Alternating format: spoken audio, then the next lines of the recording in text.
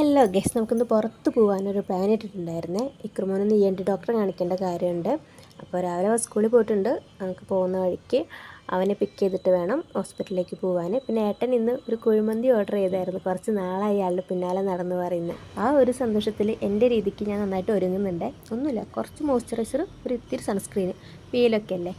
പിന്നെ ഒട്ടും ഒഴിച്ചുകൂടാനാവാത്ത ഒന്ന്, ഒരു ചെറിയ രീതിക്ക് ഒരു കണ്ണെഴുത്തും ഒരു ചെറിയ പൊട്ടുതൊടലും, അത് മതി. ഇതാണ് എൻ്റെ സ്ഥായിയായ ഭാവം.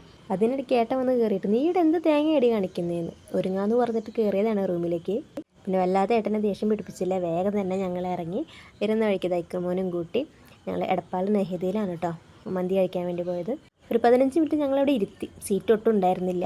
അങ്ങനെ നീണ്ട കാത്തിരിപ്പിനൊടുവിൽ നമ്മുടെ മന്തി എത്തിയിട്ടുണ്ട്. ഒരു നോർമൽ അൽഫാമും പിന്നെ ഹണി അൽഫാമാണ് ഓർഡർ ചെയ്തിട്ടുണ്ടായിരുന്നത് കേട്ടോ. പുറത്ത് എവിടെ പോയാലും സെർവ് ചെയ്യുന്ന കാര്യത്തിൽ ഏട്ടനാണ് മുന്നിൽ. വിശപ്പിൻ്റെ വെളി ഉച്ചയിലെത്തിയ കാരണം വയറ് നിറച്ച കുഴിമന്തി കഴിച്ചിട്ട് ഞങ്ങൾ വേഗം അവിടെ നിന്ന് ഇറങ്ങി. അങ്ങനെ ഡോക്ടറെയും കാണിച്ച് മരുന്ന് വാങ്ങാൻ പോയ തക്കം നോക്കിയിട്ട് തൊട്ടപ്പുറത്തെ റോഡ് സൈഡിൽ നിന്നും ഞാനും കുട്ടികളും 3 കരിമീൻ ജ്യൂസ് വാങ്ങി കഴിച്ച് നല്ല ചുട്ടുപൊള്ളുന്ന വെയിൽ ഇതങ്ങോട്ട് ചെല്ലണം. എന്തൊരാശ്വാസം.